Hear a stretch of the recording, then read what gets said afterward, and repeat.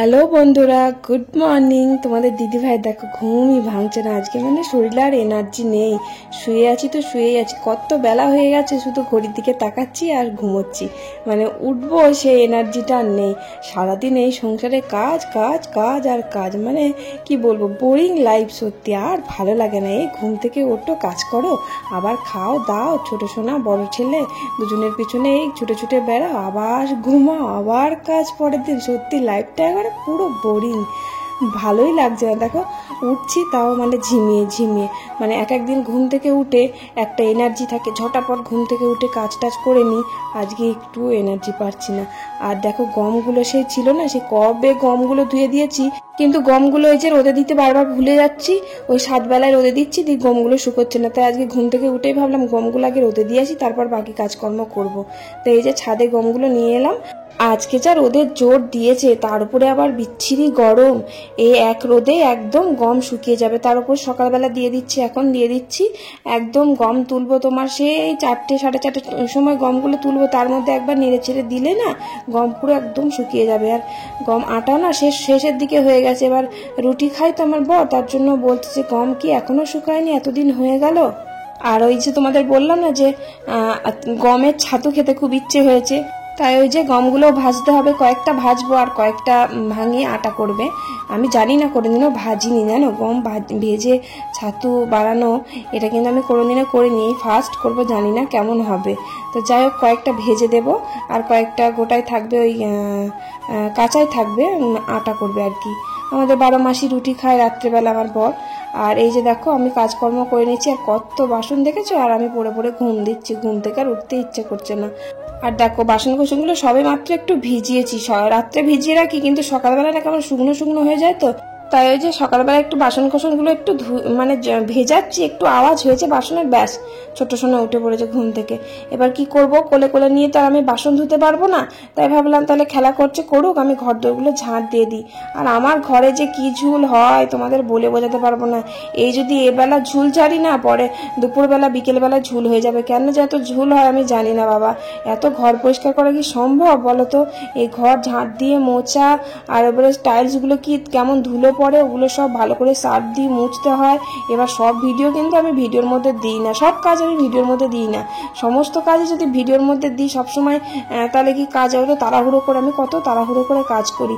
আমি মানে কি বলতো, যখন সময় পাই তখনই ফাঁকে তালে করে নিই, যে সকালেই করতে হবে তার কোনো মানে নেই। যখন আমি ভিডিও, এই যে বিকেলের দিকটায় ভিডিওটা দিই, তো তারপরে যখন সময়টা পেয়ে যাই তখনই ওরকম সার্ফ ও জল নিয়ে বালতির মধ্যে নিয়ে ফটাফট টাইলসগুলো মুছে নিই।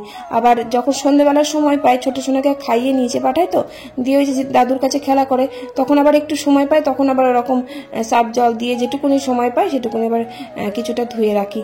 এবার চ্যাট চ্যাট করে জানো তো, ওপরে তো চিমনি নেই, তার জন্য যে ওপরে মাঝে মাঝে একটু রান্না বান্না করি, তো সেই ধোঁয়াগুলো না দেওয়ালে লাগে, দিয়ে একদম চ্যাটচ্যাটে হয়ে থাকে, তেলগুলো চ্যাটচ্যাট করে। তার জন্য একটু সার্ফ দিয়ে না মুছলে হয় না। আর যদি দেওয়াল হতো তাহলে কিন্তু ওটার সার্ফ দিয়ে মোছা যেত না, দেওয়ালে রং উঠে যাবে। তো যাই হোক, টাইলসগুলো লাগিয়ে কিন্তু উপকারী হয়েছে আমার মনে হয়। তো যাই হোক, আর যাই হোক, যে দেওয়ালগুলো কিন্তু নষ্ট হবে না। যদি দাগ টাগ লাগায় ছেলেপিলে, তাহলে কিন্তু সার্ফ জল দিয়ে মুছলেই উঠে যাবে। আর আমার বড় ছেলের নিচের ঘরে দেখবে তোমরা, যা করেছে দেওয়ালগুলো, লিকেট পেন্সিল দিয়ে কালি দিয়ে সেই একবারে যাচ্ছে তাই করে রেখেছে। আর আমার ছোট সোনার কাণ্ড দেখো, সকালবেলা আজকে হাতে রং মেখে বসে আছে। ওই যে রং খেলেছিলাম, তো সেই রংগুলো এক সাইডে কোণেই ছিল, আমি বুঝতে পারিনি যে আমার ছোট্ট সোনা কোটোটা নিয়ে নেবে। তো রঙের কোটোটা খুলেছে, হাতে দিয়েছে, দিয়ে আচ্ছা করে রং মেখেছে, আমার মুখের মধ্যে ভরেছে, দিয়ে পুরো জিভে ঠোঁটে লেগে গেছে।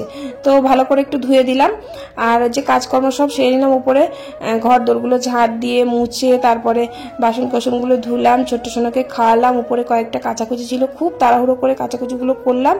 তারপরে যে নিচে এসেছি ভাতটা বসাবো।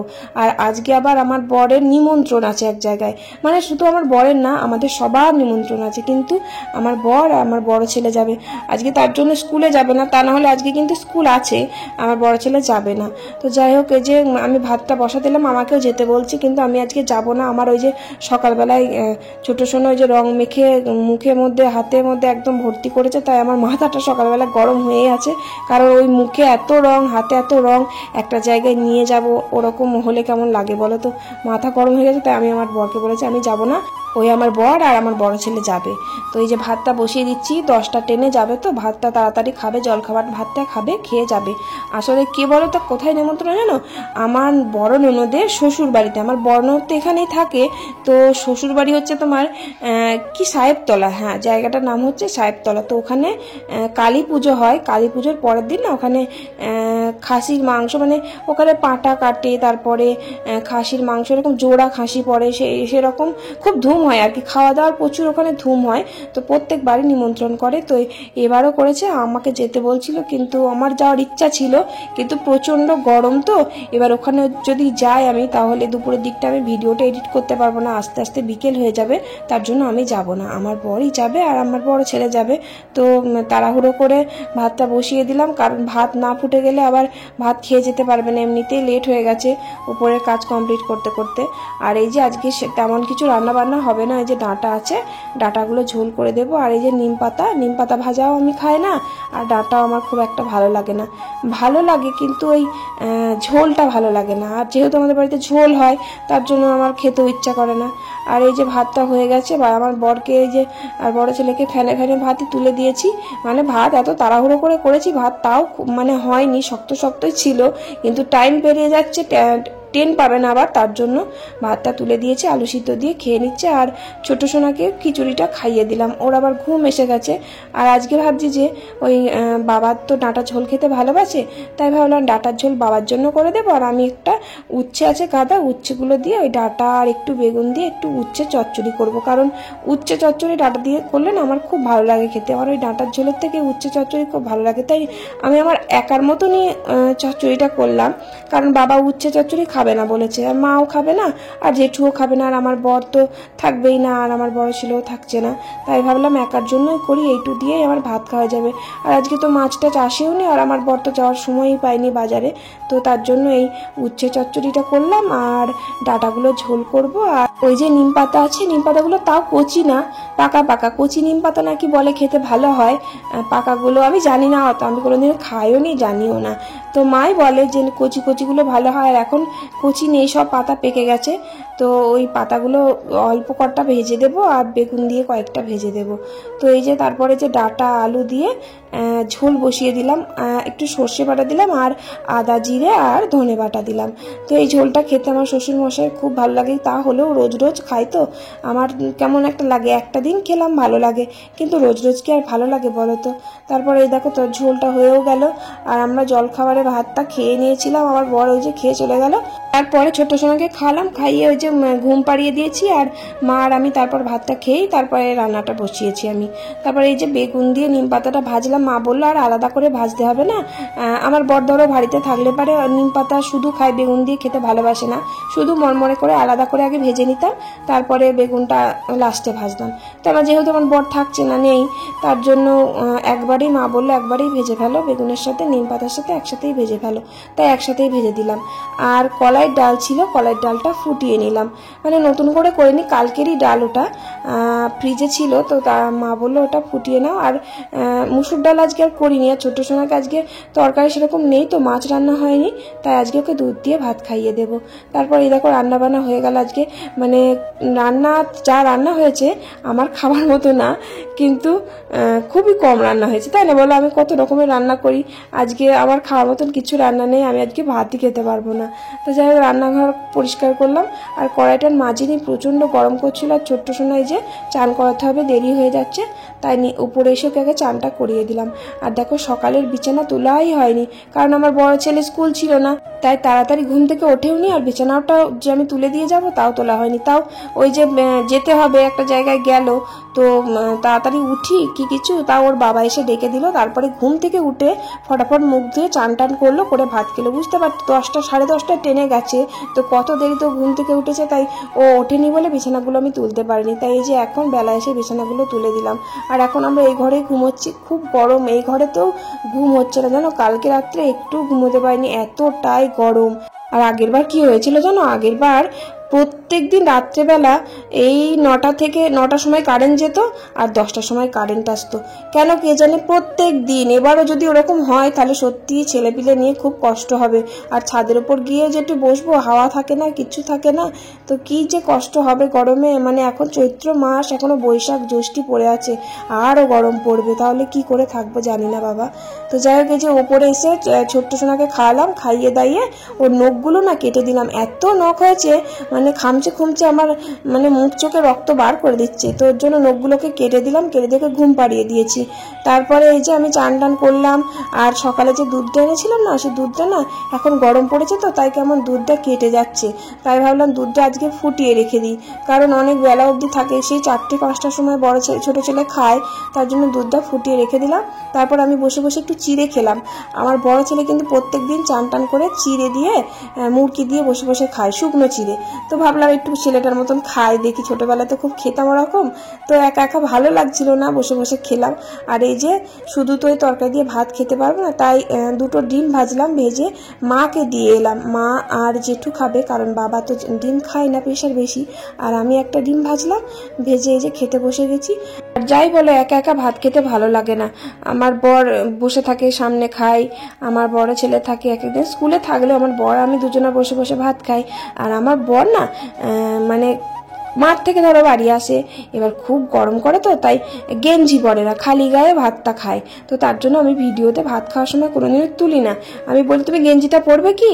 বলে, তোমাকে ভিডিও তুলতে হবে না, আমি গেঞ্জি পরতে পারবো না, আমার খুব গরম লাগে, তো তার জন্য আমি আর তুলি না। তো যাই হোক, এই দেখো আমি ভাত খাচ্ছিলাম, ভাত খাওয়ার পর বাসনগুলো ধুতে এসেছি। আমার ছোট্ট সোনার কাণ্ডটা একবার দেখো, বালিশ নিয়ে এখানে চলে এসেছে আমার কাছে। টাটা, কোথায় যাবে তুমি? জামাটা খুলে গেল তো, হারকিউলিস বডি দেখা যাচ্ছে তো, কি অবস্থা। বালিশটা রেখে দিয়ে এসো, শিগগিরই নোংরা হচ্ছে, বালিশটা রেখে দিয়ে এসো, ঘরে গিয়ে আগে বালিশটা তুমি রেখে দিয়ে এসো, তাড়াতাড়ি যাও, হ্যাঁ জলদি যাও, জামাটা খুলে যাচ্ছে আবার। নিজে নড়তে পারছে না। হ্যাঁ হ্যাঁ, রেখে দিয়ে আসো ভালো করে। ও ধিপ করে শুয়ে পড়লো। তুমি শুয়ে থাকো, হ্যাঁ আমি বাসন ধুই, ঠিক আছে? ঠিক আছে। ঘুম থেকে উঠে আগে দাদা দাদা করে ডাকছে। এবার দাদা তো থাকে সব সময় দুপুর দিকটা, ও চলে আসে এতক্ষণে, স্কুলে থাকলে এতক্ষণে চলে আসে। এবার দেখতে পাচ্ছে না তো, দাদা বাবা করে ডেকেই যাচ্ছে, এ ঘর ও ঘর খুঁজেই যাচ্ছে। ওই বাবাকে একদিন দেখতে না পেলে না ও মানে পাগল হয়ে যায়। যখন ওই দোকান বন্ধ করে ওর বাবা বাড়িতে আসে, তো যা কাণ্ড করে, মানে ওর বাবাকে হাত পাটা ধুতে পর্যন্ত দেয় না, পুরো একদম বাথরুমের মতো চলে যাবে ওর বাবার কাছে, ছাড়বেই না কিছুতেই, সে আমার কাছে আসবেই না কিছুতে, এত বাবার টানোর। আর এ দেখো ওর বাবা আবার ফিরে এলো ওখান থেকে, 5টা বেজে গেছে আসতে আসতে।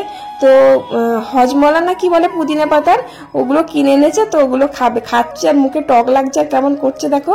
আর আজকে জানো তো, আমার বরের দেখো ফুল হাতা জামা পরে আছে, তো সত্যি করে কি হয়ে জানো, আমার বর না গেঞ্জিটা যে পরে ধরো যাবে, বেরোবে, খুব দেরি হয়ে গেছিল। তারপরে আবার নিচে আমি ছোট্ট সোনাকে খাওয়াচ্ছিলাম তখন, তো আমার বরের খাওয়া হয়ে গেছে, আর এসে না শোকেসে গেঞ্জিটা খুঁজে পায়নি, তো খুব রেগে গেছে, দিয়ে যা ছিল ওই ফুল হাতা শীতকালে পরার, ওই ফুল হাতা জামাটা পরেই গেছে, সত্যি রেগে গজগজ করতে করতে গেল। আমার তো ভয় লাগছিল যে কি বকা বকবে, আমি জামাটা বার করে দিয়ে যাইনি, গেঞ্জি হাত কাটা মানে হাফ হাতা গেঞ্জিগুলো পরে যাবে, এই এত গরমে ওই ফুল হাতা জামা পরে গেল। তো বাড়ি এসে আমাকে আর কিছু বলেনি, সত্যি করে আমার খুব ভয় লাগছিল যে আমাকে খুব বকবে যে গেঞ্জিটা বার করে দাওনি কেন তুমি। আসলে কি জানো তো, আমার না মাঝে মাঝে খুব রাগও হয়। ওই তো ওইটুকুনি শোকেসের মধ্যে কোথায় যে কত জামা কাপড় আমাদের বলো তো, এই 4জন মানুষের কত জামা কাপড়, মাথা গরম হয়ে যায় আমার জামা কাপড় রাখতে রাখতে, যেখানে যেটা পারি গুজে থুয়ে দিই, ওইটুকুনির মধ্যে রাখা যায় বলো তো। তো যাই হোক, এই দেখো ছাদে গমগুলো সব শুকিয়ে গেছে, গমগুলো ঝেড়ে দিচ্ছি। আর আমার বর দাঁড়িয়ে দাঁড়িয়ে হাসছে, বলছে এই তো বাহ, তুমি তো ভালোই কুলো নাড়তে পারো, কারণ আমি কিন্তু ঝাড়তে পারি না কুলোতে। তো মার কাছেই শিখেছিলাম, তো এখন একটু শিখে শিখে না এখন পারি, আগে কিন্তু একদম পারতাম পারতাম না, মানে এমনভাবে চালতাম না, সব পড়েই যেত নিচে। তো এখন শিখে গেছি, মানে করতে করতে না ঝাড়তে ঝাড়তে শিখে গেছি। তাও অনেকদিন ঝাড়াই হয় না, এসব ঝাড়াঝুড়ির কাজ কিন্তু মাই করে, আমি এসব ঝাড়াঝুড়ির কাজ করি না। তারপরে দেখো জামা কাপড়গুলো তুলে নিয়ে এলাম। আর এই যে আমার বড় ছেলে এখন পড়ছে, আর ওর সাথে একজন জয়েন্ট হয়েছে পড়ার জন্য, মানে থাকবে না, ওই 2 দিন পড়বে, তারপর ও বাড়িতেই পড়বে। আর এই যে দেখো জামা কাপড়গুলো কত জড়ো হয়েছে দেখো, মানে 2 দিন জামা কাপড় যদি আমি ঘরে না গোছাই এরকম ঢিব্বা হয়ে যায়। তো জামা কাপড়গুলো আজকে ভালো করে সব গুছিয়ে গাছিয়ে নিলাম। ঘর দরজা নোংরা হয়ে আছে, আর এই ঘরে তো ঠাকুরটা এনেছি, জামা কাপড়গুলো ছড়িয়ে ছিটিয়ে রাখলে হয় বলো? আর কত জামা কাপড় রাখবোটা কোথায় বলো? ওই বালতির মধ্যে কি জামা কাপড় রাখতে ভালো লাগে? এই দেখো এই 2 বালতি জামা কাপড়, একটা বালতিতে আমার জামা কাপড় আছে আর একটা ছোট্ট সোনার আছে, আর বড় ছেলেরও একটা বালতিতে রাখি আর আমার বরেরও একটা বালতিতে রাখি।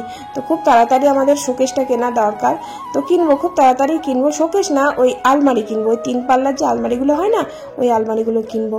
আর একজন কমেন্ট করেছিল যে খবরের কাগজের ওপর ঠাকুর রাখতে নেই, তো আমি জানতাম না জানো তো যে খবরের কাগজের ওপর ঠাকুর রাখতে নেই। তো তার জন্য এই দেখো এই কাপড়ের এটা আমার বড় ননদ সেলাইয়ের কাজ করে, তো বড় ননদ এটা বানিয়ে দিয়েছে, তো এইটার উপরে পাতলাম, বেশ ভালো লাগে, সত্যি খুব ভালো। জানো তোমরা কত আমাকে বেশ এটা ওটা বলো, আমি কোনো ভুল কাজ করে থাকলে সেটা বলো, আমার বেশ ভালো লাগে জানো। যে এবার অনেক কিছু থাকে যেগুলো আমি জানি না, হয়তো আমার শাশুড়ি মাও জানে না, আমাকে বলে না, তো অনেকে বলে, আমার বেশ ভালো লাগে।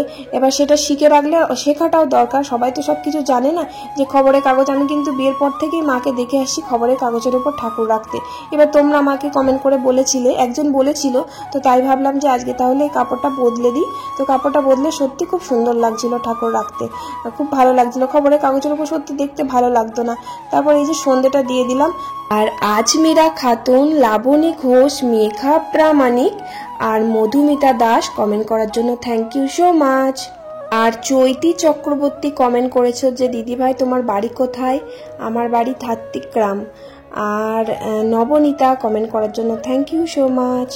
আর আমি জানি তোমাদের কমেন্টে রিপ্লাই না দিলে তোমাদের ভীষণ রাগ হয়, বিশ্বাস করো, আমি সারাদিন কাজ করার পর ওই রাত্রেবেলাতেই কমেন্টগুলো দেখি আর রিপ্লাই দিই, কিন্তু একটা দিন না খুব ঘুম পেয়ে যায়, থাকতে পারি না, তো ঘুমিয়ে যায়, তারপরে আর দেওয়া হয় না। এবার পরের দিনকে সেম প্রবলেম হয়ে যায়, ঘুম পাই, ঘুমিয়ে যায়, রাত হয়ে যায়, তারপরে আবার ওরকম করতে করতে না অনেক কমেন্ট এসে যায়, দিয়ে প্রথমকার কমেন্টগুলো একদম লাস্টের দিকে চলে যায়, দিয়ে আর কমেন্টগুলো রিপ্লাই দেওয়া হয় না। আমি চেষ্টা করবো যেন, তোমরা রাগ করো না প্লিজ। আর এই যে দেখো আমার কাকি শাশুড়ির বাড়িতে না আজকে হঠাৎ করে হরিনাম দেবে, তো তার জন্য আমাকে হঠাৎ করে ফোন করে বলল যে বৌদি তাড়াতাড়ি এসো, লুচি ভেজে দেবে। আমরা লুচি করছি, তো এবার একা হাতে তো অত তাড়াতাড়ি করে পারবেন, এবার আগে থেকে ঠিক থাকলে হয়তো বিকেল থেকে আমি সব করে দিতাম, কিন্তু হঠাৎ করে হয়ে গেছে, তার জন্য লুচি আর আলুর দম করবে। কয়েকজন আছে, 10 থেকে 12 জন মতন আছে, তাড়াতাড়ি করে ওনাদের জন্য আমাকে রান্নাটা করে দিতে হবে, লুচি আর আলুর দম। আর আগে যদি বলতো তাহলে আমি ঠিক ম্যানেজ করে দিতাম, এবার তাড়াহুড়ো করে তো তাই কোনো রকমের মানে প্রেশার কুকারে আলুটা সিদ্ধ করেছি, করে নিয়ে একদম আলুর দমটা বসিয়ে দিয়েছি। আর লুচিটা একদম সবাই আমাকে বেলে হেল্প করেছে, সাহায্য করে দিয়েছে, মেখে দিয়েছে। তো তারপরে আমি লুচি ভাজতে তো সময় লাগে না, লুচিটা ভেজে দিয়েছি, অনেক লুচি হয়েছে, প্রায় 1 হাঁড়ি মতো বড় হাঁড়ি লুচি হয়েছে, আর আলুর দমটা বসিয়ে দিয়ে চলে এসেছিলাম। তারপর আমার এখানে আলু চচ্চড়ি করলাম, তারপরে আমার ছোট্ট সোনার খাবার করলাম, ওকে খাওয়ালাম। আর এই যে লুচি পাঠিয়ে দিয়েছে, লুচি মিষ্টি তারপরে আলুর দম। আর আমি আজকে মুড়ি খেলাম, পান্তা ভাতও ছিল। আমার বর আমাকে খুব বকা দিচ্ছিল যে পান্তা ভাত খাবে না, গ্যাস অম্বল হয়ে যায়, পেটে ব্যথা করে, আমার প্রায়ই হয়, পান্তা ভাত খেয়ে ঘুমোলে না রাত্রে পেটে যন্ত্রণা আরম্ভ হয়ে যায়। তার জন্য আমার বর বলে দাও, আমাকে দাও, আমি পান্তা ভাতগুলো খেয়ে নিই, তুমি মুড়ি খাও। তো জোর জার করেই বললো বলে আমি আলু চচ্চড়ি করেছিলাম, আলু চচ্চড়ি মুড়ি খেলাম। তোমাদের দিদি ভাইকে একটা লাইক, একটা কমেন্ট করে দিও, টাটা বাই বাই। আরেকবার বলো। তোমার দিদি ভাইকে একটা, তোমাদের দিদি ভাইকে একটা লাইক, একটা কমেন্ট, একটা নতুন হলে একটা সাবস্ক্রাইব করে দিও। Tata bye bye. Tata bye.